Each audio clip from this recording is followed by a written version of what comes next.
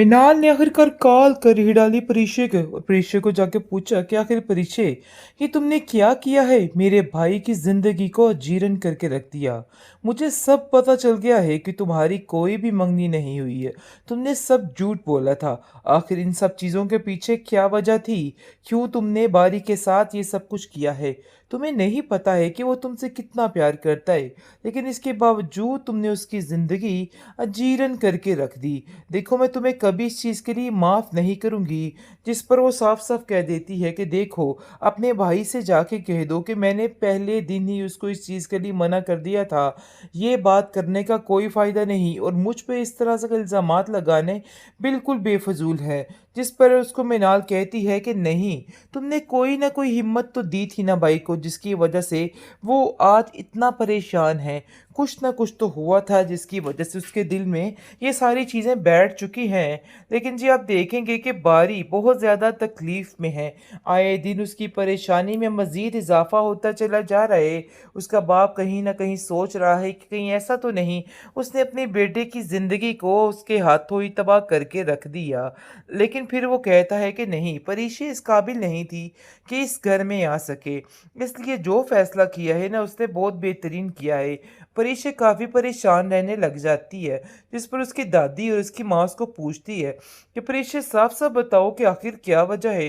तुम इतनी परेशान आखिर क्यों रहती हो? कोई ना कोई तो बात होगी जिसकी वजह से तुम्हारी टेंशन में दिन ब दिन इजाफा होता चला जा रहा है।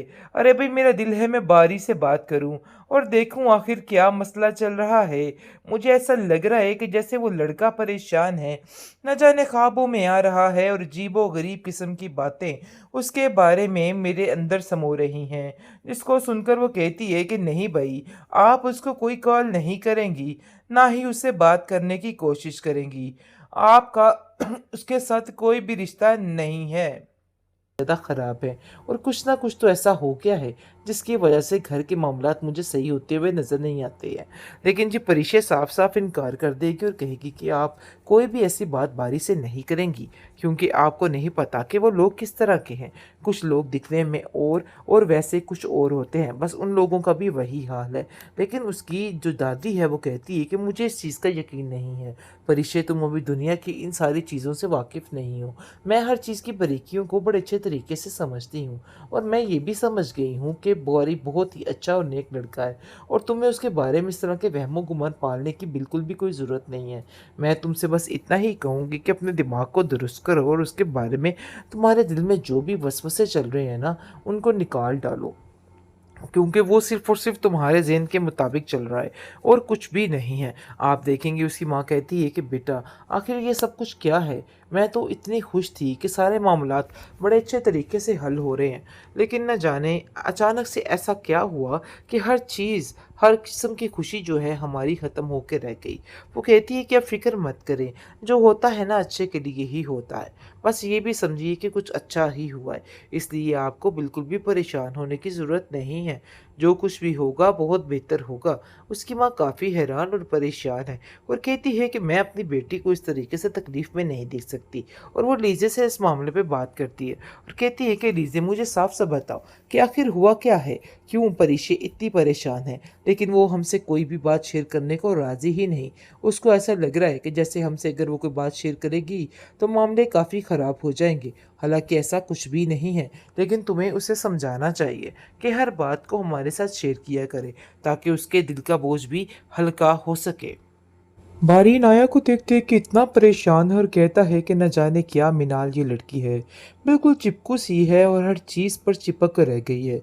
मुझे तो समझ नहीं आ रही कि आखिर कैसे इस लड़की से अपनी जान छुड़वाऊं। खैर, मिनाल काफ़ी परेशान है अपने बाइक के लिए और आकर कहती है कि आखिर क्या हुआ है, तो मुझे सारी बात डिटेल से बताओ। मामलात तो सारे संभल गए थे, आखिर ऐसा क्या हुआ जिसकी वजह से हर चीज़ ख़राब हो गई? जिसको सुनकर वो कहता है कि मुझे खुद इन सब चीज़ों की समझ नहीं आई। मुझे लगता है कि हमें जाकर उनसे बात करनी होगी और देखना होगा कि फरिश्ते ने अपना अपना रास्ता कैसे बदल लिया। जिसको सुनकर बारी कहता है कि अगर वो मान ही नहीं रही तो आखिर मैं क्या करूँ? मैं उधर जाके भी क्या करूँगा? मीनाल कहती है कि बात तो तुम्हारी बिल्कुल ठीक है। मुझे परीक्षा से इस हिमाकत की उम्मीद नहीं थी। अरे कुछ ना कुछ तो ऐसा हुआ है जिसकी वजह से ये सब कुछ हो रहा है, वरना इतनी बेवकूफ़ी कोई लड़की कैसे कर सकती है? जिस पर बारी कहता है, हाँ, मैं इस बात का पता तो लगवा कर रहूँगा और बहुत जल्द उसे पता चल भी जाएगा कि आखिर ये मामला क्या से क्या हुआ, और वो यकीन नहीं कर पाएगा कि आखिर ये सब कुछ ऐसे भी हो सकता है। बहरहाल फ़िलहाल आप देखेंगे कि परीक्षे तरह-तरह के बहाने अपनी माँ के आगे बना रही है कि उसने वहाँ से रिज़ाइन क्यों लिया, और कहती है कि बस मैं उधर काम ही नहीं करना चाहती थी।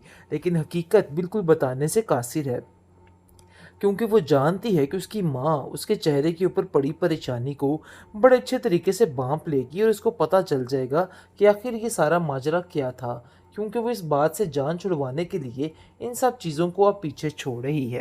और आप देखेंगे कि परीक्षा की माँ परीक्षा को कहती है कि बेटा मुझे ऐसा क्यों लग रहा है कि तुम मुझसे कुछ ना कुछ छुपाने की कोशिश कर रही हो। कुछ तो ऐसा है जो तुम्हारे दिल में ऐसे बैठा हुआ है, लेकिन फिर भी तुम उसको बताने से गुरेज कर रही हो। मुझे बताओ कि आखिर क्या मसला हुआ है बारी के साथ? सारी बात का मुझे इल्म होना चाहिए। लेकिन जी वो हर बात को टाल-मटोल करके साइड पे कर देती है, और उसकी अम्मा जान भी काफ़ी परेशान हो चुकी हैं, और वो कहती है कि मेरा दिल है मैं बारी से खुद इन मामले पे बात करूं, क्योंकि मुझे ऐसा लगता है कि कोई तो बात ऐसी है जिसकी वजह से मामलात बहुत ज़्यादा ख़राब हैं, और कुछ ना कुछ तो ऐसा हो गया है जिसकी वजह से घर के मामलात मुझे सही होते हुए नज़र नहीं आते हैं। लेकिन जी परीक्षा साफ-साफ इनकार कर देगी और कहेगी कि आप कोई भी ऐसी बात बारी से नहीं करेंगी, क्योंकि आपको नहीं पता कि वो लोग किस तरह के हैं। कुछ लोग दिखने में और वैसे कुछ और होते हैं, बस उन लोगों का भी वही हाल है। लेकिन उसकी जो दादी है वो कहती है कि मुझे इस चीज़ का यकीन नहीं है। परीक्षा तुम अभी दुनिया की इन सारी चीज़ों से वाकिफ़ नहीं हो।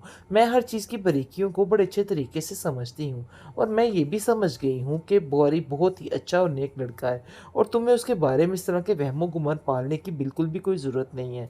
मैं तुमसे बस इतना ही कहूँगी कि अपने दिमाग को दुरुस्त करो और उसके बारे में तुम्हारे दिल में जो भी वसवसे चल रहे हैं ना, उनको निकाल डालो। क्योंकि वो सिर्फ़ और सिर्फ़ तुम्हारे ज़हन के मुताबिक चल रहा है और कुछ भी नहीं है। आप देखेंगे उसकी माँ कहती है कि बेटा आखिर ये सब कुछ क्या है? मैं तो इतनी खुश थी कि सारे मामलात बड़े अच्छे तरीके से हल हो रहे हैं। लेकिन न जाने अचानक से ऐसा क्या हुआ कि हर चीज़, हर किस्म की खुशी जो है हमारी ख़त्म होके रह गई। वो कहती है कि आप फ़िक्र मत करें, जो होता है ना अच्छे के लिए ही होता है। बस ये भी समझिए कि कुछ अच्छा ही हुआ है, इसलिए आपको बिल्कुल भी परेशान होने की ज़रूरत नहीं है।